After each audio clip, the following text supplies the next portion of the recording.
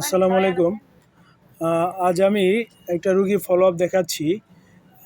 নাম হচ্ছে তাবাসসুম। এই যে বয়স 13 বছর, আমার সামনে আছে। তাবাসসুম, বয়স 13 বছর। ভাই দরজাটা লাগাই দেন। কি কি সমস্যা ছিল বলেন তো, কি সমস্যার জন্য আসছিলেন? সাদা স্রাব। সাদা স্রাব কত বছর? 3 বছর থেকেই? হ্যাঁ। হ্যাঁ। আর মুখে রুচি নাই? মুখে রুচি নাই, পায়খানা টাইট। হ্যাঁ। আর ঘুমের ভিতরে দাঁত কাটে? ঘুমের ভিতরে দাঁত কাটে। হ্যাঁ। আর হচ্ছে আমি এর টোটাল কেস টেকিং করছি। এই হচ্ছে, তুমি একটু দাঁড়াতো। এই হচ্ছে তাবাসসুম, ওর বয়স কিন্তু 13 বছর।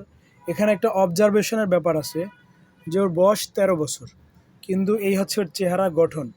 ওর আমি অবজারভেশনটা বলে দিচ্ছি।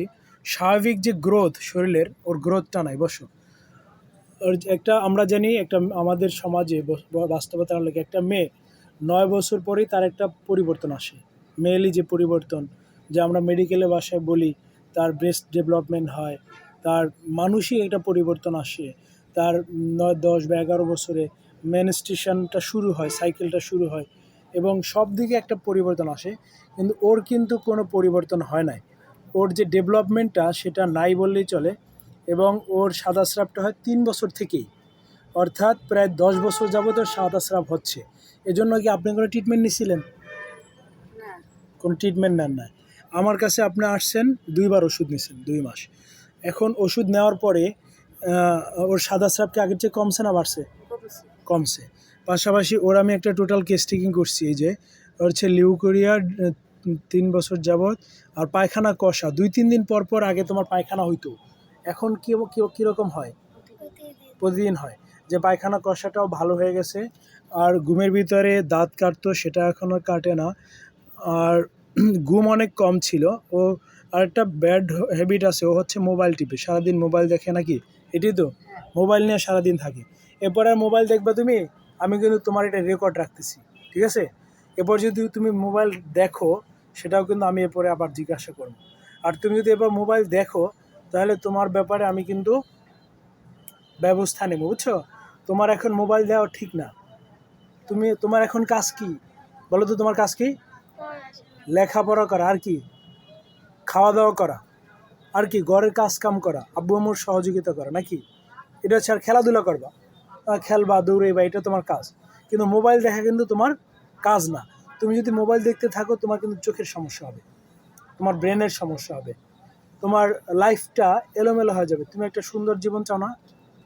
চাও যে তুমি অন্য মানুষের মতো বড় হবা, নাকি ভালো হবে, এটা তো চাও। এটা যদি চাও, তাহলে তোমার আমার কথাগুলো শুনতে হবে, ঠিক আছে? আমি যেগুলো বলছি মানতে হবে। আর এই হচ্ছে টোটাল কেস টেকিং। এর টনসিলটা আগে অনেক বড় ছিল, এখন দেখি হা করো।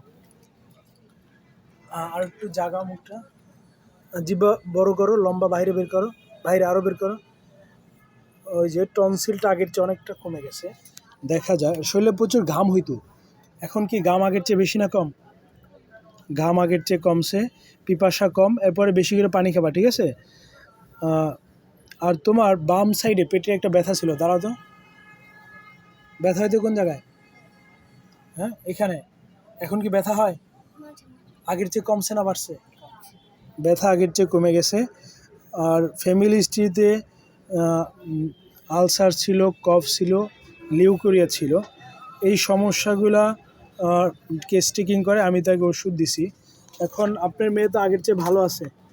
এখন ওকে, ওর সাদা স্রাব হয়তো আর 1-2বার ওষুধ খেলে ভালো হয়ে যাবে, কিন্তু ওর যে ডেভেলপমেন্ট নাই, ও যে বাচ্চাদের মতো এখনও 13 বছর বয়সে, এর জন্য আপনাকে নিয়মিত ওষুধ আরও কিছুদিন খাওয়াইতে হবে, ঠিক আছে? আর ওকে আপনি মানসিকভাবে সাপোর্ট দিবেন, ওকে ভালো মন্দ বুঝাবেন। একটা মেয়ে হিসাবে ওর যে চিন্তা চেতনা থাকা দরকার, এগুলো আপনি ওকে বুঝাবেন। যে ওর বেশি করে খেতে হবে, পুষ্টিকর খাবার করে খাওয়াবেন, বিশেষ করে বিভিন্ন প্রকার ফল, বাহিরে হাবিজাবি খাবার খাওয়াবেন না। ওরে ভাত, রুচি কি আগের চেয়ে একটু বাড়ছে? হ্যাঁ, রুচি বাড়ে না তোমার? আচ্ছা, আমি রুচির একটু ওষুধ দিয়ে দিব। ওর তোমার বেশি করে কিন্তু খেতে হবে, 3 বেলা খাবার, সকাল, দুপুর, আর কি রাত্রে। 3 বেলা নিয়মিত খাবার। বাহিরের খাবার খাবা না, বাইরের খাবার বেশি খায়। বাজি না, ওরে ঝোল তরকারি খাবে। কোনো সবজিও খাবো না।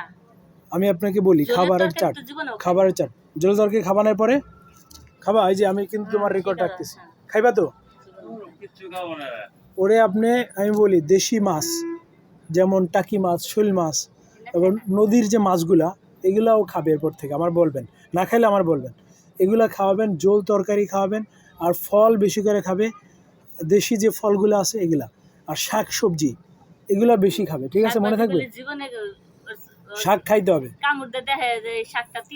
এরপরে ও এগুলা খাবে, আমি ওষুধ দিচ্ছি, ও রুচিও বাড়বে, ও নিজে খাইতে যাবে, আর ও যদি খাইতে না চায় সেটা আমাকে জানাবেন, ঠিক আছে? আপনি এই আমার কথাগুলো আপনি মনে রাখবেন, আর এইগুলো আপনি ওকে মা হিসাবে ওকে বলবেন, এটা আপনার দায়িত্ব।